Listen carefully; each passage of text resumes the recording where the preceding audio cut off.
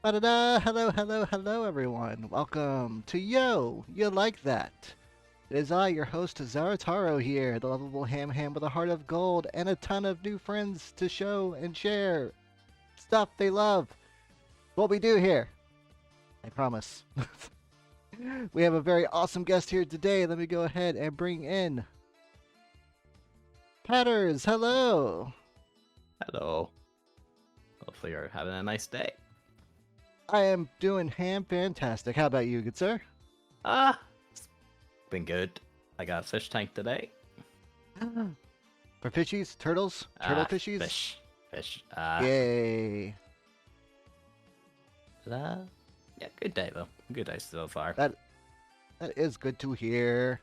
Please, for everyone uninitiated, introduce yourself. Who are you? Who is the Scarecrow Eldritch behind the Scarecrow Eldritch mask? Hello everyone. I am Patters. I am a eldritch being who is disguised as a scarecrow. Big quotations there.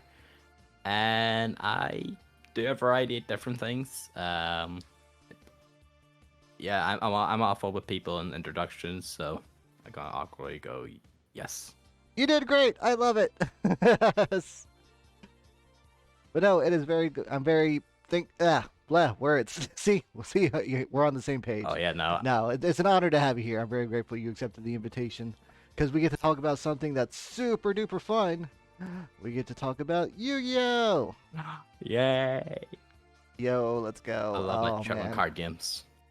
Card games are fun. I just card games in general are great, but Yu-Gi-Oh does just feel like a Yu-Gi-Oh! Millennium, like a pyramid-sized puzzle in my heart. Yeah, no, I'm not a big fan of the puzzle. But I did a stream before where I had to actually build a live replica of the actual puzzle, and I'm not gonna lie, I was actually driven insane trying to solve it. It was Oh, geez, I can't even imagine. it was so stupid, but it was very fun doing it though. Yeah. Well, let's go ahead and get started now. What would you say is a Yu-Gi-Oh? Well, so when you say that, do you mean like what is Yu-Gi-Oh or what is a Yu-Gi-Oh? What is Yu-Gi-Oh and then what is a Yu-Gi-Oh? Well, I don't know what a Yu-Gi-Oh is, but Yu-Gi-Oh is an anime. It's also a card game, but the card game's probably, I would say it's a bit more prevalent now than the anime, but if you're like a 90s kid or early 2000 kid, you probably mostly know Yu-Gi-Oh then, but I would say Yu-Gi-Oh's very good as a card game. It's probably one of the more faster paced card games I think out there that I love. Very honestly, I feel like it's been picking up a lot more in recent years, especially with things like Master Duel being out, which I'm sure some people probably play that on their phones. You all have phones, right? We all have phones. What? It's also on PC though, so hey. It's all about the phones. Winning. Yep. Oh yeah, Yu-Gi-Oh card games, very fun. Based off a crazy manga that started off about just a little kid possessed by a spirit challenging people to death games, turned into a multi-bajillion trillion dollar card game franchise. Yeah, took over the world by storm. The actual history of that's kind of interesting because I think he originally, I think it's Takahashi's done it. Yeah, Takashi-san. He originally did it like as like death games, like extreme death games. So like if you read any of the manga or the famous Yu-Gi-Oh! Season Zero, you know that all the games are like kind of effed up, and Yami was not a good person at all. He was not. I remember one chapter. There's like a ice puck, with like nitroglycerin in the middle of the ice puck, and they're like playing on like a hot oven Oh yeah. with little spatulas, and it's like, Oh all no, right, like some of the games. whoever loses, it gets exploded, and you're like, what? Yeah, no, some of the games are actually just like terrible, which I feel like that's definitely the charm from the manga. Then later on, he did his Jewel Master Monster arc, which at the time he was super big in the Magic the Gathering at the time, and and that arc did very well, and people liked it, and he just went, you know what, fuck it. Sorry, can you curse here? Yeah, you can. Because that is very part of my wording. I apologize in advance for it. This ham swears like storm. It's okay. Yeah, basically, he went F it and just immediately went, let's go into the card game stuff. And very early Yu-Gi-Oh! Is honestly very similar to slower paced Magic, which, but that obviously has changed now if you play the Yu-Gi-Oh! Current day. But I just find the natural progression of it. But the manga's also very different from like the animes in general. If you read any different of forms of the manga, whereas the original Yu-Gi-Oh manga or GX manga or 5D's manga, it's very interesting, honestly. Hard It different is. they all There's are. always tons of different ways you get to enjoy it too. Even if you don't like card games, like there's anime to enjoy, there are mangas with original stories to enjoy, there are video games to enjoy. Oh yes, like it's War of the Roses, I think. Yeah, I recently beat that on stream, Yep. like about like 2 months ago for the first time. Yep, that's It was an experience. yep. To be fair, some of the actual Yu-Gi-Oh games themselves are actually very interesting games. Some of them are actually very good. Like War of the Roses is probably one of the more popular ones. I played a lot of the World Championship video games originally, but the main reason Yeah, I on the played a lot of DS. those is because all the older Yu-Gi-Oh games give you free cards, and most of the time Oh, I they're remember generally those very days. good cards, like Harpy Spider Duster or Anti-Spell Fragrance, or everyone's Right? favorite, Blue Eyes White Dragons. And if you somehow manage not to get those destroyed as a little kid, those are worth so much money. Oh man. So how did you discover Yu-Gi-Oh? Were you first brought in by the video games or by the show or? I would say it's by the show, definitely by the show. So when I watched the show, I couldn't watch it every week because it aired at a weird time for me in the UK because we didn't really get shows like Yu-Gi-Oh broadcast all the time. It was like on certain days of the week, and Mhm. sometimes it wasn't every day of that week as well. So, for example, if I wanted to watch Yu-Gi-Oh, the first series of Yu-Gi-Oh, as a young lad, I would have to wake up like 8 in the morning every Saturday to watch it, and I had to hope that it's just the next episode sometimes, which it wasn't. But as I got older, I was able to start watching the show more coherently because online media and that. But as I got older, they actually started showing it more regularly on other show channels like Nickelodeon and that, where I was They actually. really did. But when I was younger, it was very hard to watch it. But when I was on, though, I loved it though. Just giant dragons, monsters, people with weird haircuts. I was one of those kids who just watched nothing but those type of shows like Yu-Gi-Oh, Digimon, Pokemon, Beyblade. Yeah, fighting foodons. I'm totally there with you. Yeah, I was one of those kids. It's- But it was definitely the anime then. Also, as a kid, I was sort of say similar with like other things like Pokemon, where you're more inclined to get stuff from the show. So in Yu-Gi-Oh's case, it was like toys or the cards. But I got the cards because it was oddly enough cheaper than the toys at the time. So I would get the structured yeah, decks, they and were. if I was a good boy, each week or every other week, my parents would give me like packs and stuff like that, and it was like that from the beginning. Like I think I started getting packs since Metal Raiders, which was the second set of the game. But I didn't really start playing the actual game properly because as a kid, you never play your card games properly. Oh no, not at all. Like I don't think I know a single person who ever know how to actually play the Pokemon TCG when I was younger. It wasn't until the Game Boy Color game till I learned how to play Pokemon TCG by the actual rules. Yeah, although those rules have probably changed a lot since then because they actually Oh, revamped have the they? game a bit since then. You just can't play four Professor Oaks in one turn anymore. No, no, you can't. But I don't think I actually started playing the game properly until around the GX era, where I think I actually started playing at tournaments and locals about Shadow Affinity, which I think was like the Secret Beast set. Yeah. It's also where the infamous Treeborn Frog came from. Just keeps coming back. Just keeps coming back. Yeah. But yeah, I would definitely say it was the anime. Then I naturally progressed from there because obviously I kept enjoying it. Otherwise, I wouldn't kept trying to watch the anime at weird times in the UK. They did get better with it as time went on. Like we used to have a thing in the UK called CTV. It's not really a thing anymore, but it actually was one of the only places I think in the UK that showed us was of Yu-Gi-Oh! And Yu-Gi-Oh! GX consistently every day. And there was one stage, I don't know how they did it, but they were actually showing as was a GX before the US. I don't know how they did that. But Oh. but that's how I sort of grew into it, and now I'm still here playing it like 15, 17 years later still. It's probably more of an What's some of your like favorite? What's some of your favorite aspects about the game? Well, I like the card designs because I'm a big. The art's so good. This might be a shocker to you, but I am a big fan of monsters. I don't know if that's surprising or not, but What a plot twist. I quite like the design of the monsters and the game. I'm sort of used to the game now, so I actually quite enjoyed the fast pacing nonsense of the game at the moment. Like, I don't think I could ever go back and play older formats in the game.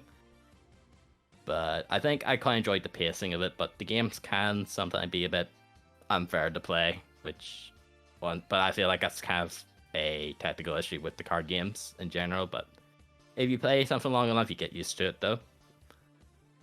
But I definitely... Yeah, there's always going to be a overruling meta. Yep.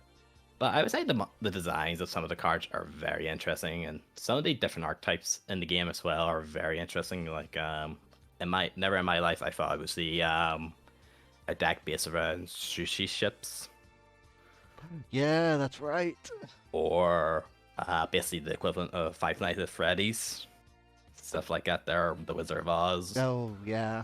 Like, there's so many. Oh, they have like the different Gradius ships. Yep. They have a whole bunch of different like Gradius bosses and boss ships and regular ships, and I'm like, oh, Konami stealing all of its own characters. Yep. But that's the thing, though. I would say it's actually a lot better now, where you can play a lot more diversity of decks. Because before in the older, in certain formats in the game, like I don't know how much of the competitive scene or tournaments you might have played yourself, but in certain formats, like there was always like one or two dominant decks played all the time, and obviously you have your rogue gallery, which I love playing the rogue decks because they're decks that can steal games, but they're also decks that people don't know how to play because they're just weird random decks. But I gotcha. I would hear often about cards that would have to get like banned immediately upon release, just or limited. yeah, Just because of like them changing the game. Like Firewall Dragon had to get so what is it, like errata? yeah, so that they do yeah. erratas whenever a card when they want to bring something back, but obviously it's considered a bit broken. Firewall wasn't initially an issue because there wasn't that many decks that could obviously make it that well because it was one of the first Link monsters. But because they didn't do like a hard once per turn on it, certain decks were able to just immediately abuse it over and over again. One of the more famous ones have been like Goki and Trickstar especially because they had a combo where they could keep attacking directly over and over again and recycling and bouncing things back. Then as other Link archetypes came out, it became too powerful to the point where like, alright, it got to go. But because it's a card that's quite popular and it's a protagonist card, they don't really like doing stuff with the protagonist cards. It's on the all the promotional art. Yeah. We can't ban it forever. Yeah. So what they do is when they think something's very unfair in general, even if they brought it back, they try to do erratas. And some of the erratas have been actually okay, then some would just make the card entirely worthless. Or some just didn't change the card at all. Like there's a card called Imperial Order, where it negates the effects and activation of spell cards. But originally its cost was like you have to pay 700. on your standby phase, but they changed it where it's for each standby phase instead. But that didn't matter because the game Oh, didn't last long enough for it to like kill you enough. good point actually. And thankfully, that card's banned again. Yay! But I do see like some cards get unbanned after a while. Like Yatagarasu was one. yeah. Oh, one of my favorites, Stratos. I remember Stratos was banned for like ever, Oh, it was and then it like was like, yeah, it was like Stratos was like a meme card where it's one of those things where all the hero players were like basically waiting for it to be unbanned for so long. But I think the reason it was banned for so long is because it was sort of one of the first power creep cards of its kind where it just did multiple things and search and a big body. And they yeah, sort of use that formula for other archetypes of having a big body searcher. And Stratos wasn't a once per turn either. Like, if you have multiple Stratoses, you can constantly get it out. But he was freed after a while. But honestly, heroes, in my opinion, don't really do that much. Like, they can set up really scary boards and steal games, but in my opinion, that's not as great nowadays, oddly enough. it isn't, which is part of my fault because I just keep playing them. Yeah. They're my favorite Yeah. archetype. What's your favorite archetype, or some of your favorites? See, I've been playing this game so long where there's lots of archetypes I really enjoy, but I've taken a good liking to Dogmatica as of recent. Okay. But whenever I say Dogmatica, I was like, oh, do you like it with your dolls and that there? I'm talking about just the archetype on his own, like not mixed with any other archetype. Just Yeah. because I think Go all in. it's a very interesting archetype. It's not an amazing archetype, but it's a very unique archetype, and I just like the aesthetic of it being based of a religious sort of thing. And also the natural progression of like this sort of nice clean church to horrific Lovecraftian horror is very interesting. But I think my favorite archetype of all time would probably be Infernoids. Infernoids. Actually, don't think I know that one. So, What's their kind of gimmick? so their whole gimmick is they are all based of different fallen angels, devils, and beings of that sort from other Okay. religions, and there's 10 of them for all the different things. They have an interest in censorship because they were originally named after their devils, but in English, I could see that. they changed the devils' names to numbers, but they named the numbers in different languages. So saying like the first level 1 Infernoid is called Infernoid Satan, but they changed it to Infernoid Primus instead, being the first. Oh. But their whole gimmick is they can special summon themselves from hand or grave by banishing cards from their hand or graveyard that has Infernoid in their name. But you can't summon them if your total levels on your board is 9 or higher. But this is only for effect monsters, so if you have vanilla monsters like tokens and that, you can still summon them. But they're basically, Okay. I would say they're kind of like weaker versions of. Are you playing the physical game at the moment? Out of curiosity. I am not. I just kind of just keep an eye on it, Ah. but I don't actually like play it at the moment. You ain't know what beast seals are then, would you? What are they called? Beast seals. Seals. No, that So- doesn't sound familiar. They're kind of like DD crows with legs, where they. Okay, I know DD Crow. There you go, that works. But with Infernoids, they can sacrifice themselves or other monsters to banish a random, like a card from the graveyard, and they all have different effects based on what level they are, because they're all different levels. And then they Okay. had probably one of the more powerful fusion cards ever released in the game, called Void Imagination, where it's kind of like Shadow Fusion. But if your opponent controls a card, you can send up to 6 cards from your deck as well. Oh wow. Because their whole gimmick is like send all cards to graveyard, banish them, summon the boom on the board, swarm the board. And they were actually Okay. one of the first few decks to actually play with the idea of sending cards from the extra deck to the graveyard as well, because of their big boss monster, Terra, which the Yeah. artwork of Terra looks amazing. Like, I have 3 ultimate copies of it, and she looks beautiful. But it's Sounds neat. So is fusion like its extra deck thing? Like I know sometimes like a set will be like this is like an XC's focus. This is the synchro focus. well, Is like initially fusion their extra or? so originally they weren't a fusion oriented deck, they were just like a main deck beat them up sort of thing. But Okay. because they're part of the Dual Terminal story and they're kind of like the main baddies of it. But as that story was wrapping up and they were all getting screwed over in the story, their main boss monster, Terra, is basically a combination of all their corpses combined. Yes, this is And my final form. eventually, essentially, oh, it's not even her final form. That's the sad part. But she looks so Ah! cool. But the actual drill, that's one thing I actually do. Um, just talk back about things you like about the game. I like they've been doing this a lot recently in the last 10 years, but some of the stories that they've been making with some of the cards are very interesting. Like I think the current ones a lot of people really like is the branded storyline with Albaz and stuff like that. Which Okay, yeah, I think I remember Mr. Doom talking about that on Twitter. yep, it's very interesting honestly. Because they sort of try to tell stories with some of their cards because they don't obviously have like things to tell it. But in Japan they have like a Yeah. little article in Shonen Jump where they sort of reveal bits of story, and then later on they do a book explaining certain card storylines. Like there's Dual Terminal 1, 2, 3. There's World Legacies. There's things like Runic and Generator have weird interactions with each other as well. It's very interesting in that Okay. sense.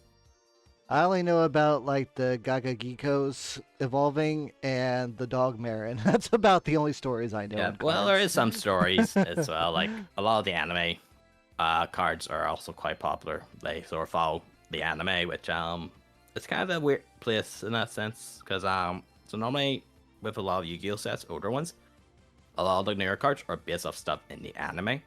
But for the last few years, I think it's Yu-Gi-Oh! Sevens, which is based off like the Rush Duels, has Yeah. been on at the moment. But obviously they can't do Rush Duel cards in the main game. So the last several, I want to say last 2.5 years, cards have been just randomly cards, old legacy cards being remastered or reprinted.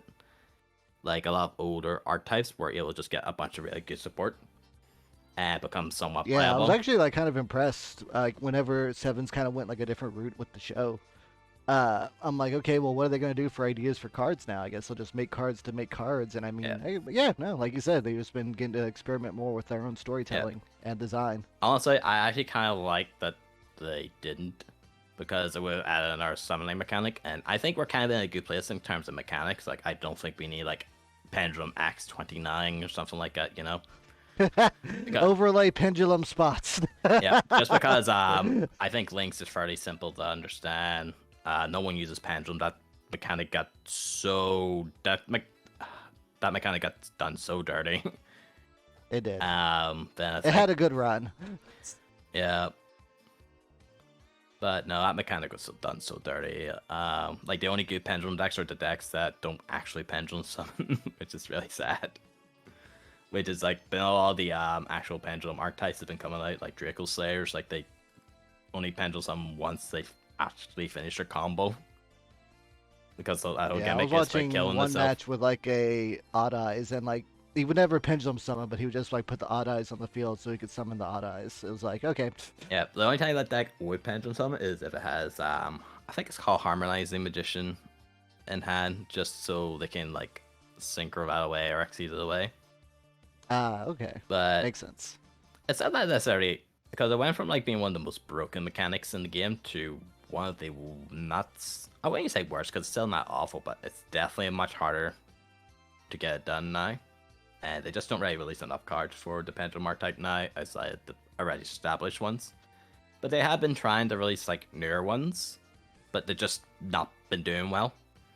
Yeah, just nothing has like caught everyone's eye. That's like I can use this in like Like, any kind of deck. It's more like if you're not playing specially around this, then nah, it's just yeah, ignored. I like the closest one I would say is probably Draco Slayer that came out there recently in the game. But the problem is that deck is very high skill cap to play because there's a lot of things that goes on in that deck, and you probably spend more time doing your combo with that deck to establish a board that takes some other decks like 1/3 of that time to get it done.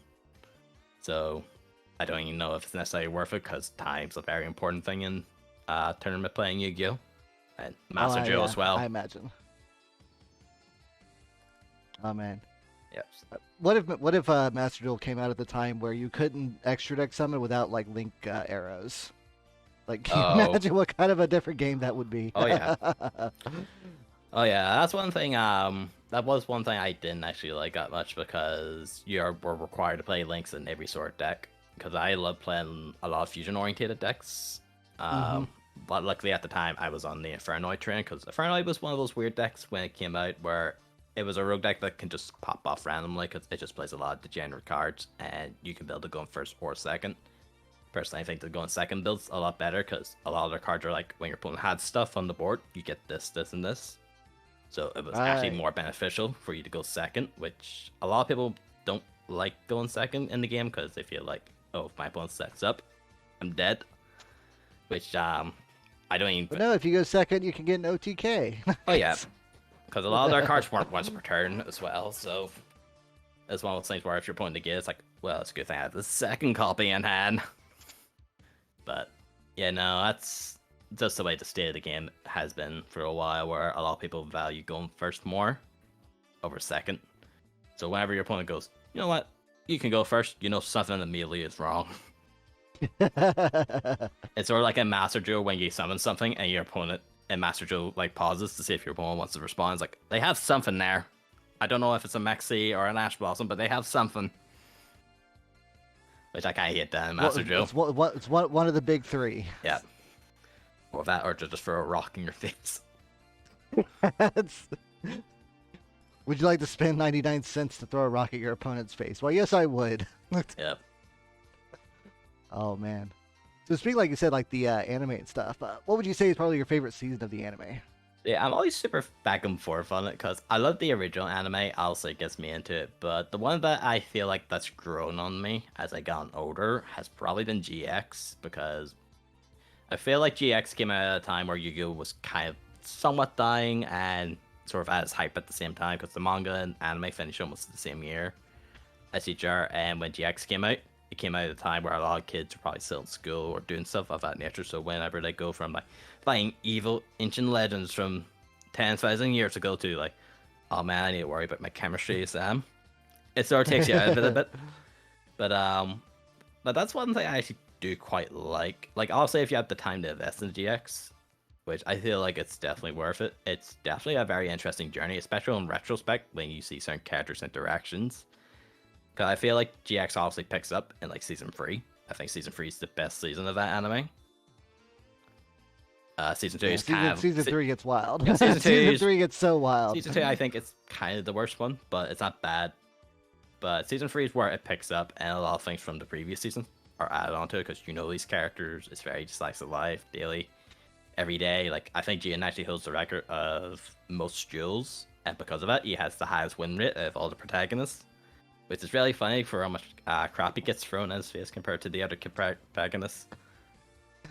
But Yuma will always be my most shit-on protagonist, so... See, he's not even like that bad either. I would say he was awful, in the sense, at the very start, he was terrible at the game. But But Zexel was always like astounds me. It's like, that's the what thing. was it, like 7 episodes in, he meets a guy and it's like, all right, I'm going to teach you how to be good. Here it's a deck full of good cards. Yeah. But that's the thing, though. I actually kind of like it that they did it that way, because normally, like, your protagonist is like a prodigy of the game, like can't be beat, blah blah blah. But I kind of like that you start like shit, and you get to see that natural growth as it goes on. And it has the same thing that I really like with GX, where it does that slice of life thing, then obviously does the stakes as it gets on. And I think Zex actually potentially becomes darker than GX as well, especially when it does the Baryon stuff. Yeah, the Baron stuff is nuts. Which I kind of like the side characters in Zexel way more than I do GX. Like, I like some of the side characters in GX. Like, I like Chaz or Hellkaiser, stuff like that. There, it depends on if you sub or dub. Yeah, like Hellkaiser. But a lot of them are kind of forgettable. They are like, or they don't really get as much like attention. I was about to say is like, the guy everyone forgets, but I actually forgot his name. But Bastion, like Bastion's like the most forgettable. Like so much that the show even like realizes it. Like in the second season. Yeah, they did that twice with him in the same season, where like he's someone, oh, why have they not come for me yet? And then when they come for him, they still don't do anything with him, and then he just asks off until season 3, and then forgets him again. But there is some characters who are very interesting, like Hellkaiser or Zane. I think it's quite interesting where he went from like your upbeat senpai sort of person to this horrible losing streak, to the point where he became very masochistic, to the point where he associates playing the game with pain to the point where his heart's like, oh what? Shit, I'm playing the game, I'm dying. Which is kind of a F up way to look at the game. Also, the shock collars probably don't help. It's a bit nuts. It's a bit nuts. Then I loved what was it, Rhodey? Rhodey. Trying to think who's Rhodey. Did I get his name right? Do you know what deck he plays? Burn deck. Oh, is it the Volcanics? Yeah, Guy? Volcanics. Yep, I can't remember his name on what's top his of my name? head, What's but his I know who name? you're talking about. I kind of like what they did with him, where he was like the soldier child of the show, right? Yeah. Like it's very much like get it done, sort like regardless the cost. And whenever shit actually start to hit the fan, he panics, he has panic attacks, he runs away, stuff like that. Which this was like meant to be the one who's meant to face this crap, but when this crap actually happens, like, fuck, what do I do, guys? But honestly, I feel like that's season 3 in a nutshell, where it is literally a season of anxiety attacks and just things going Brody. wrong. His name is Brody. Axel Brody. Okay. Ah. I'm not 100% crazy. Yeah, no, I'm terrible trying to remember some of the names because I watched a lot of the English. Well, I sing all the English, but I sing a lot of the Japanese way later on because I got to the point in the English where they weren't releasing it weekly. It was like once every other week when they were doing new episodes, and I was like, well, I guess I'm switching over to Japanese. Yeah. Which was around the time where I started watching sub anime anyway, so I was like, yeah, that's fine. But it took me a while to get used to the name. Like Jesse Aniston, for example, I'm used to seeing him called Johan because he's meant Yeah. to be. Which Best buddy Johan. yeah. But I would say it's definitely season 3 because it's definitely a very interesting journey, especially for Jaden, who I don't want to say too much about it because, in my opinion, it's actually not that bad a show. Like, even if you're not too in the card games in it, I think GX is not a bad show just because it's very good for a character who was very upbeat, happy, just wanted to have fun to get to the point where he became far too dependent on all this pressure, stress, and then when things actually go horribly wrong or can't keep up with these expectations, it just horribly crashes down on him. And because of like what happened to him, it's sort of seen in some of his earlier actions or his interactions early on, it sort of makes sense of why he interacts this way, which is kind of fucked. Also, I love the villain. It even carries him in season 4. Like he becomes a bit like jaded and like almost like like forlorn. Like he kind of like blames himself and pushes everyone away. And it's like, no, Jaden. Yeah, no, I think at that point in time he was just done like doing stuff for people because I think everyone like sort of expected him to be like, oh no, that's fine. Jin can fix our problem. And when Jin couldn't fix this problem, it became super stressful and bad to him. That's why he became like the Supreme King to begin with. And then what he had to do as well to, solve the issue in that season as well, which I loved the villain for season 3. It's probably one of my favorite Yu-Gi-Oh villains, honestly. Oh yes, Yubel. Yes, my queen. Yeah. Yeah, no, I do love Yubel. Their design and just their philosophy in life is very heartbreaking in a sense, where I don't feel sympathetic for her or them because the gender is meant to be anomalous, where they don't outright say it's female or male, but I probably say it's more towards female. But yeah, I think so too. But yeah. But the actual philosophy after the show is like kind of effed up. And I think it's one of the only villains that just doesn't lose any jewels, honestly. I've read this like entirely Yu-Gi-Oh, but honestly though, I love not all the Yu-Gi-Oh villains, but there's some villains in each series that shines like a star. Like I quite enjoy Yami Marek in the original Yu-Gi-Oh. And he's yeah. but he is 100%. He's so evil. He's probably in terms of creepiness, probably one of the like high up ones up there. Like I love Bakura and that, but Yami Yugi, no, not Yami Yugi. Yami Marek it has a different aura than like Bakura does, Yeah. Then more unhinged. Yep. Kind of like when you have like a Batman villain that's like like a big mastermind criminal, and then you've got the Joker. Yep. Then in GX you have Yubel, who's probably the only villain that sort of had characterization because a lot of it was Sartorius in season 2, but I didn't really like him as much. I didn't either. And then there's the whole like I was just brainwashed by power, by the light. Forgive me. And then happens again, but with darkness. It happens again. Yep. Darkness. Then The fool. then in season then 5Ds. Now I will admit I've not seen all 5Ds, but I've seen the Earthbound Immortal arc, and I think that arc's amazing. Honestly, Oh man. it's such a Five good five arc. Ds is probably like right there with GX as my favorite to watch. Yep. Like I love you say so much. Yep, it's such a good arc, the Earthbound Immortal stuff, because it's one of those, like, I think it's one of the times where Yu-Gi-Oh! Did very well building up that sort of climax towards that there, because I feel like a lot of the villains has like been seasonal stuff, where that was like 2 seasons worth of building up the Earthbound Immortal people, and then the payoff of Yeah. some of the fights and that as well. Also, And the Revelations too with like Yusei's parents and Yep. the whole breaking off of Satellite, and it's just like but you can't forget Team such good Satisfaction, duels. though. Can never forget Team Satisfaction. I can't believe that's the name for our team. That's the day. But and I really like Jack Atlas as well. Oh I know, yeah, certain bits. the king, especially like Red Dragon. Yep. Red Dragon's also Honestly- an archetype I like. Yeah, his voice honestly gets to me because I fucking sorry about that. But I just love whenever he synchro summons anything in Japanese because it's like Synchro Shogun. So every time synchro summons, it's just like I'm gonna be full weeb. Behold my soul. It's just That's one thing I did quite like with the Japanese though, where they would do their little chant for some of the cards, and some of them are so Yeah. cool.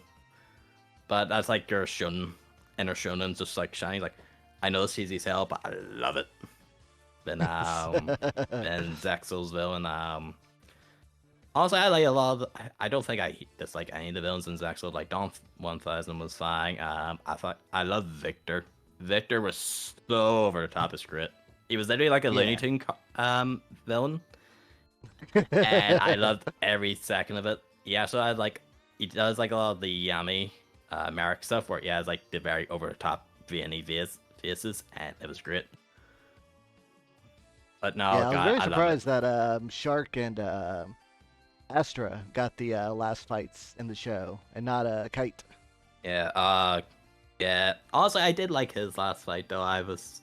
That's the thing. Like, I think it did like a very good climax in the sense of like there was a lot of sticks going on, a lot of the stuff was sorted out before, and I don't know. I quite enjoyed it. Yeah, no, they they were also good fights. I was they just also still kind of surprised. humanized a lot of their villains. I think the only one that wasn't really humanized was Dom 1000, which I would say fair because he's just like a big eyeball man, I guess. But Yeah, I guess so. then I say Arc 5 probably the weakest for me, but I didn't mind Arc 5 though. But I like the idea of Arc 5 system where like all the summoning mechanics for their own worlds. I think that's super cool. Yeah, I Um, like the idea about protagonists getting split into like 4 like this. yeah, I'm a big fan. I forget his name at the moment, but I quite like the Predaplant version of him because he's Oh, he's yeah, like he's like literally the only one like, yeah, I'm 100% for the card game Apocalypse. Come join me. It's great. Let's go. And I just, Yuri, that's right, Yuri. You're right. Ah, Yes, you're right. I also love like the Predaplant deck as well. Just like the idea of carnivorous dinosaur plants. It's such a weird concept, but it does look really cool though. And I actually never watched the one after Archives, Oh, Brains. Brains? Which, Yeah, which I I, watched Brains. I hear a lot of people liked Brains or were a wee bit mixed towards the end of it, but It's got some really good duels, but I think overall, like the pacing and just like the duels, they just aren't on the same level as a lot of the other shows. Also, like the very last arc is like super rushed. They jump Yeah. from this whole like, all right, we've kind of got a plan to okay, here's the final fight. honestly, that happens a lot with the Yu-Gi-Oh series. GX season 4 sort of suffered from that actually as well, where It did. It's the shortest. which and is also unfortunate it's the least because developed. yeah, which is unfortunate because it had a lot of really good ESOs in there. Like I like honestly a lot of Cyrus the, actually gets a good like finale duel. Like Yeah. is like coming of age. yeah, I quite like Chad or thing. I'm trying to remember his Japanese name. It's like something Thunder. Manjome, Manjome Manjome Thunder. Thunder. Yes. Yeah. I quite liked his arc in it where he's trying to register as like a pro Joes, but no one will accept him. Which to be fair, I wouldn't accept anyone play pajamas. I'm sorry, Miss Doom, if you're listening to this, but pajamas aren't real. No. But Ojama King is just an illusion. It can't hurt you. don't even joke about it at the moment because there's literally a deck that does the exact thing Ojama King does at the moment in the game, and people are very 50-50 on it if it's like the worst thing to happen. But Here's the scale: worse than Mystic Mine or tolerable compared to Mystic Mine. That's see, Miss the litmus test. Z, it's like an evil that's needed but also not needed. You know, it's that's the thing with like, well, the thing is with Mystic Mine, you can play at certain decks, and that's fine. But it's different when it's just the one particular deck where everyone can play it. Where I don't know, it's very. A lot of people will give you different opinions on cards like that there. Where some people say it's necessary evil, it's not fun to play against, blah blah blah. That's why it probably didn't get banned for so long in the TCG because it was a card that rarely saw play, but when it did see play, no one really had it out to it because it shouldn't be seeing play, but it does. If that makes sense. So a lot of people get frustrated and upset with it, which I am with those people as well, but at the same time, those sort of cards are just problematic. But I really like his art in GXO just because he sort of gets out of that rut in it, and you get to see sort of more of Aster Felix, who's honestly kind of a dick. Yeah, he's not a good character. Especially more so in the Japanese one. But yeah, no, I quite like his arc.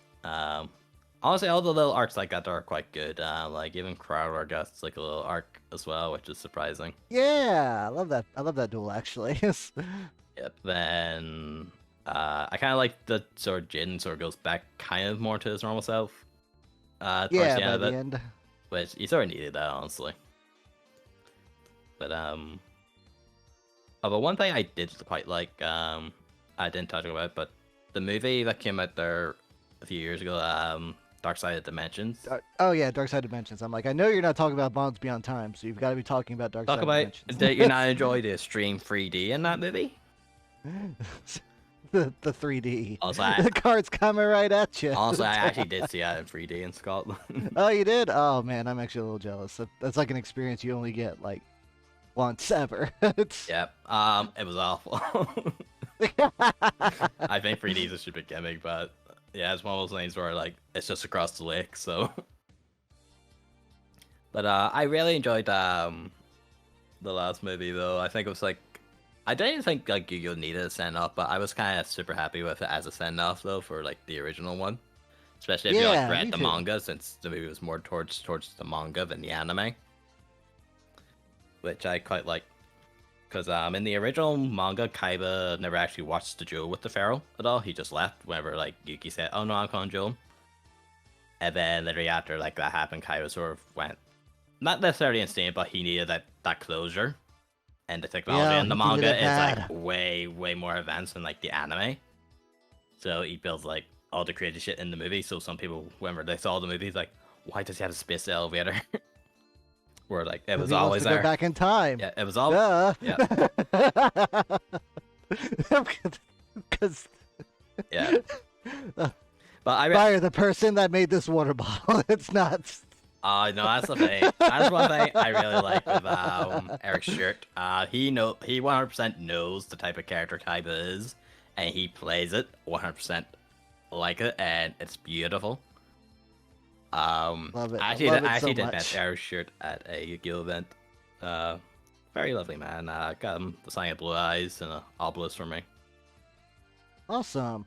Have you ever seen? They have them on YouTube, but where like Dan Green and Eric will like do like I guess like demo duels on the stage of like Oh world yes, tournaments. they do that like at the World Championships and the American Yeah. Nats, where like they have like the voice actors do it there. I love the one where I think it's Kaiba versus Pegasus, and Pegasus is playing Wind Up Rabbit, wind ups, and I can't stop laughing every time he yells at him. It's like, "Oh, wait till you see my funny bunny."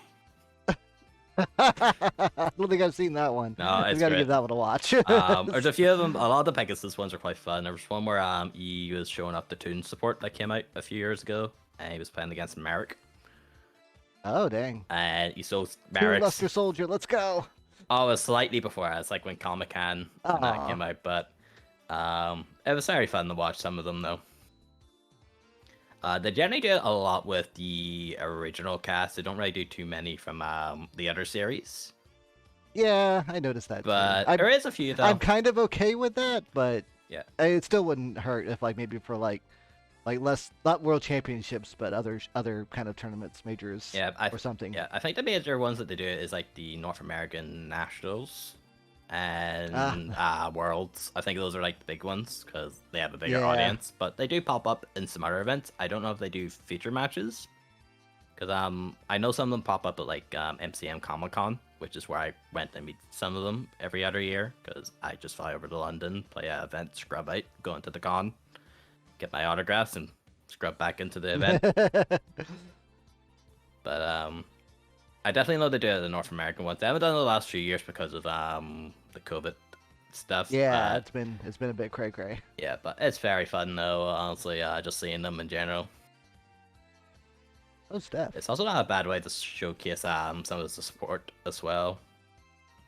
Because they love doing a lot of legacy support for older archetypes. Like for example, we were talking about this on my stream the other day or yesterday, the Gate Guardian stuff.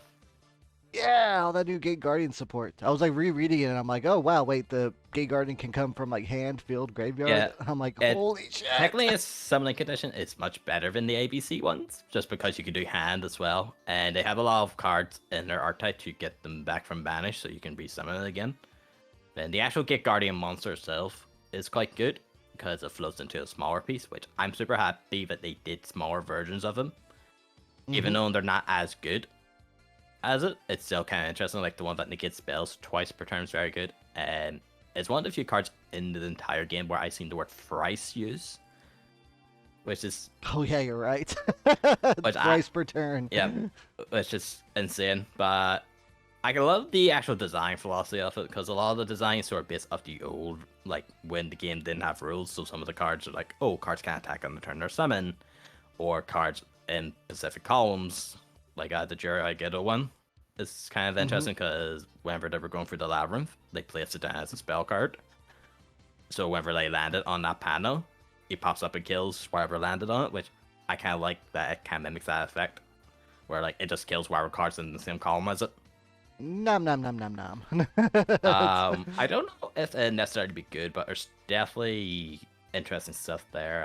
I saw you don't know who Vlad is by any chance, do you? Vlad. Is it a vampire card? No, so he's like a big Yu-Gi-Oh player who basically loves. Oh, okay, Yep. like a personality. Okay. Yeah. So he does like he doesn't do a lot of videos, but he does win a lot of things. He's actually from my country. He does a lot of cooking essentially with decks, and I think he was coping super hard because one of the top decks before the ban list there, Tier Element, basically got shot, like took into the bag and shot. Essentially, Yeah, no, so I he's saw. basically Limit one, limit one, limit one. yeah. In Japan they have something similar going on with that, where it's limited quite heavily, but it never got that hit immediately.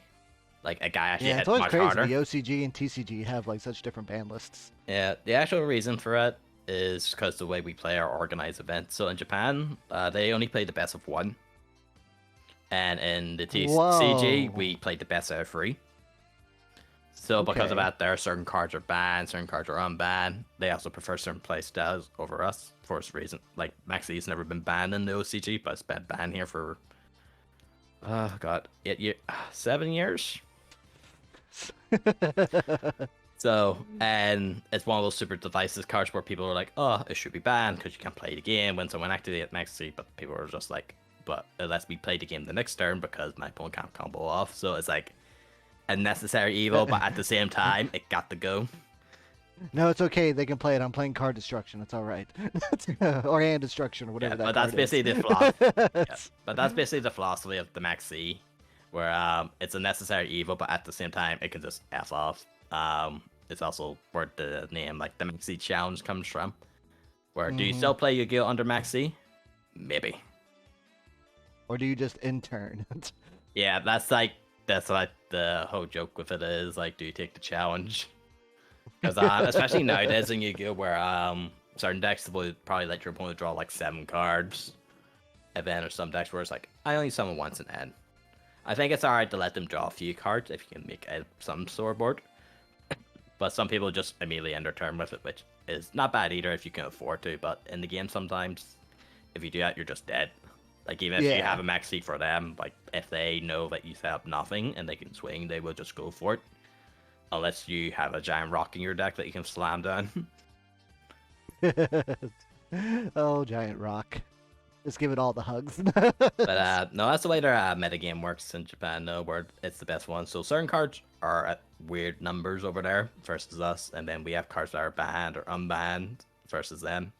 Like, for example, in Japan, they have the Dear Servant, which is dogmatic search card at 1, but we have it at 3 because the deck doesn't do anything over here. And it's still not doing anything in Japan, but they have it at 1 because a lot of them were using it for combo stuff or OTKs in the game, so they set up at 1 just in case someone goes, oh, why don't people start playing this again? So, and they're super cautious with OTK stuff like that there because it's the best of 1 over there for them. Like a lot of their burn cards and stuff like that there Jeez, are yeah, like I banned can't or imagine limit. best of 1. I guess it saves time, but And you just get one bad draw. The saltiness, I can't imagine. Oh yeah, but because of that best of 1, certain decks do very well, or some of the weirdest decks just win events. Like Black Wings a few years ago won their YCS, which Black Wings haven't won a YCS. I don't even think they have won a YCS over here. Oh wow. I know they get like new cards every now and then, but I never see anything that really kind of like blows away No. the format of like nothing's really better than what they already have. That's Yep. But that's what I'm saying. Anything Japan's like a weird land versus us. You can get an idea what will be good because of what's being represented over there, but it should be taken with a grain of salt if it actually performs well. Because like the Adventure Engine, in Japan performs super well where they limited a bunch of their cards, but over here it kind of flopped a bit.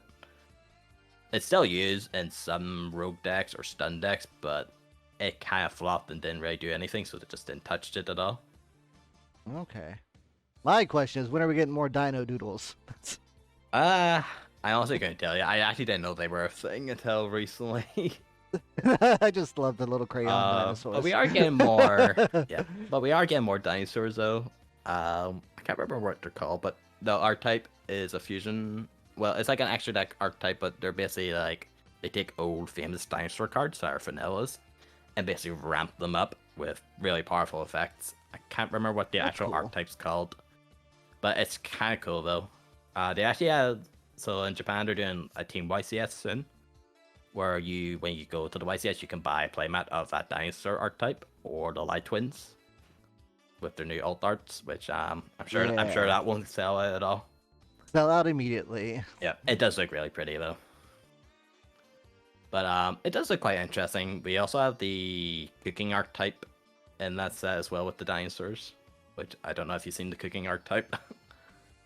I feel like I've seen a few of the cards, but Yeah. don't really have the context. Sometimes I get the cooking cards mixed up. Yep. So With like Madolche and a couple of the other ones. alright. So the idea is like these chefs are basically creating like Solomon's demons for cooking, and the gimmick is they tribute your opponent's monsters, distribute the ritual summon another monster above, and do the same thing.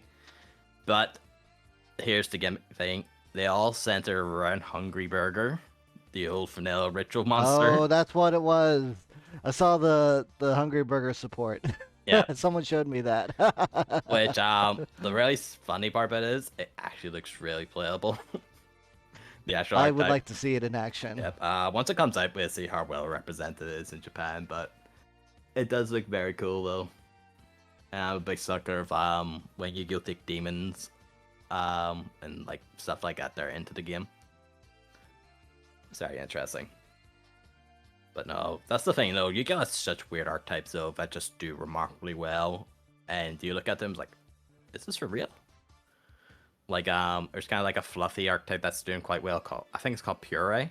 It's like it's a XYZ deck, but the whole gimmick is like it's sort of like Sky Strikers, where it only uses the one monster and it ranks up over and over again. But it literally just looks like a fluffy cat. I'm not even joking. Like you look at this and it's like diabetes. You had me a fluffy cat. Yeah. It's sort of like the same gimmick of like Melfies, where like it's just these fluffy animals, sort of thing.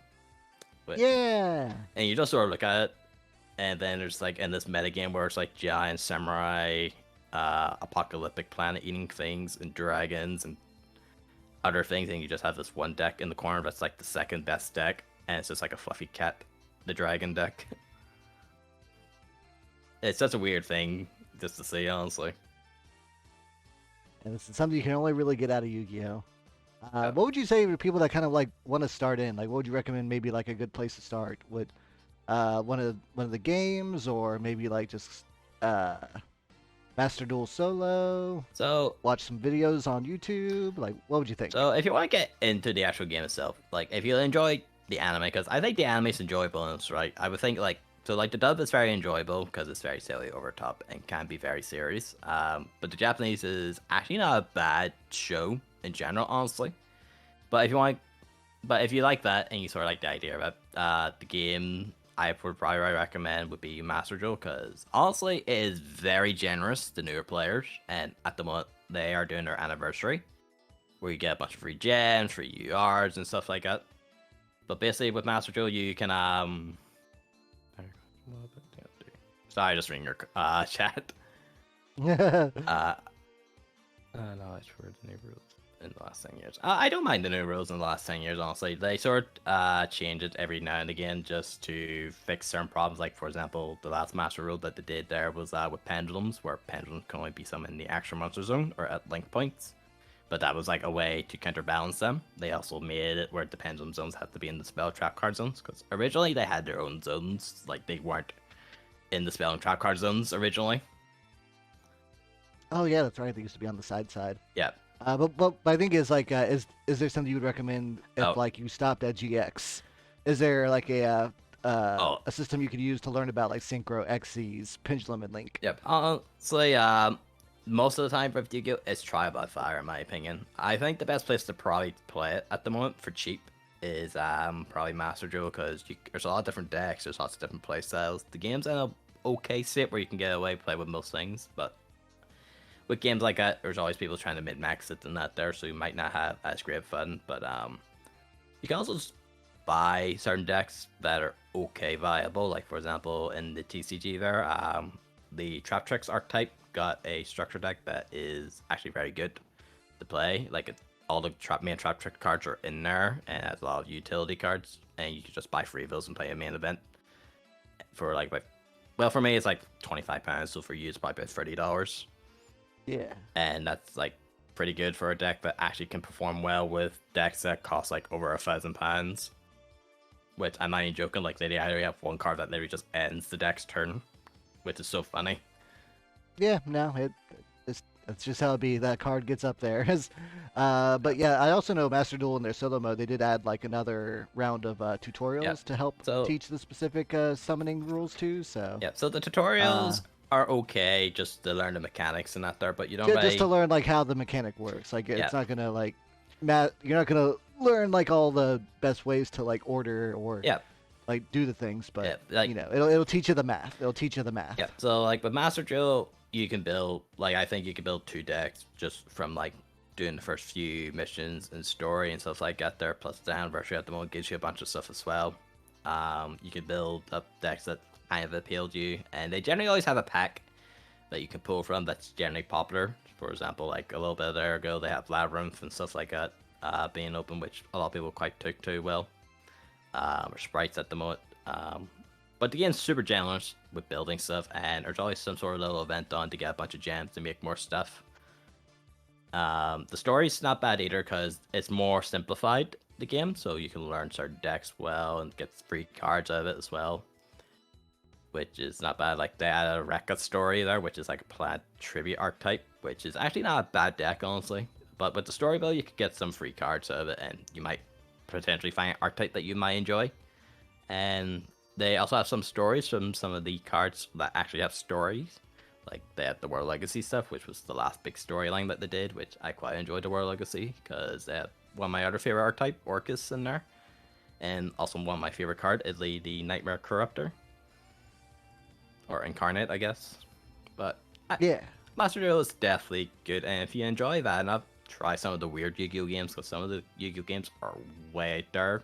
Like, it's not even the same game. Like, War of the Roses is literally like a giant chessboard game. Dungeon Dice Monsters, let's go. 1v1 me, bro. Yeah, but it's a very different game though. It's actually just a good game in general, like even if you're not into Yu-Gi-Oh. But if you want to learn the actual Yu-Gi-Oh card game, my advice is probably just try Mastro, play a bit with it. If you like the game enough, go down to your local shop if you can find one. Buy maybe a few structure decks, a few packs, or a few of their tins because their tins are very good for like getting deck cores. I would definitely not recommend buying the thousands of pound decks because they will literally drop to 1/5 or 10th of their price in a year, and they're In no generally not time. worth the investment unless you're looking to play high competitive. But yeah, it's kind of weird actually with money because some of the decks will cost little dirt, like literally what's in your pocket, and then there's some decks where it's like, so how many cars do you want? Not cards, cars. Cars, do you want for that? Which I am super guilty of that because if you follow me on Twitter, I literally post starlights, which are basically like singular cards that Yes! are, Oh yeah, Starlights are yep, pretty. they're like singular cards that cost at least triple digits, if lucky. At least. So, and I post those like every other week because I just love burning my money or getting lucky. Some people go all go, some people go Starlight, some people go for that weird Japanese Ultra Starlight foil that only they have. I don't know what they call it. Oh, Prismatic? there's a few different ones there, but I won't worry about it. See, But exactly. I'm just like a big rarity person where if I can get high rarity of certain cards, I will try to get it. It doesn't matter if it looks ugly to sin. I'm just like that type of person. But I would say Master Duel is definitely the best way forward. And the best part about it is it's digital. You can play almost the game entirely like free. Like I don't think like I have two friends who play it. They haven't put a single dime into the game, and they've had more decks than I do. Because I only play with the few CM decks because I play a lot in real life, so I know what I like, but they don't, so they have a bunch of different decks to try and play, which is not bad. Because it's online as well, you can also invite other people to play as well and play friends in that sense as well. Because outside opinion, like if you never play Yu-Gi-Oh in your life, is there the little Karibo joke of like synchro what? Yeah, Synchro, what? Where and it's from an outside opinion, it looks very complicated, but when you actually sit down and see the mechanics, it's super simplified. I will say interactions in the game can be very complicated, but that's something you learn as you play the game. But it's actually not as complicated as you think it would be, especially. But I feel like a lot of people who say that are literally people who never played proper Yu-Gi-Oh! Like they're people who literally play Pokemon in the schoolyard who didn't know how to play Pokemon. No offense to anyone like that. Or just anyone who watched the original Yu-Gi-Oh! And don't know how to do any of the extra stuff. That's my personal opinion, though, but I play very competitively, so my opinion is probably not the healthiest opinion when it comes to like that outside point of view of it. Scrubs know their plate, though. it's... Third rate Julius with a fourth rate deck. Yeah! You said the line. But Oh, no, man. Well, Patters, I want to thank you so much for coming by. We're going to have to cut it here as I got to prepare for the next stream, but I want to thank you so much for coming on. Please plug your channel. What, I know you're going to be taking like a little bit of a like break, but what can people expect to see on your streams? so you can find me at Patters on Twitter.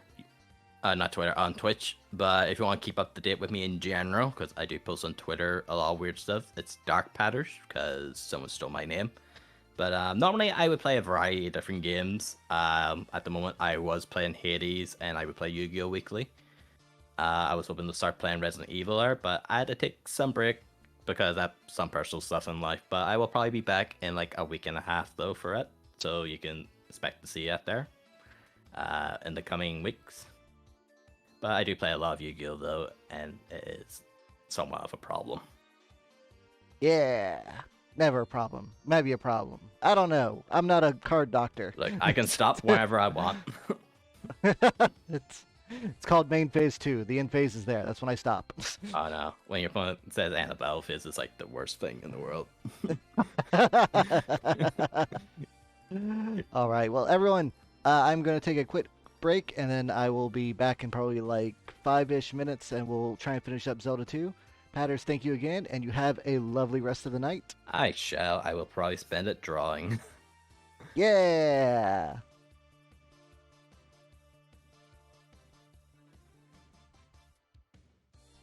I might have a brain fart.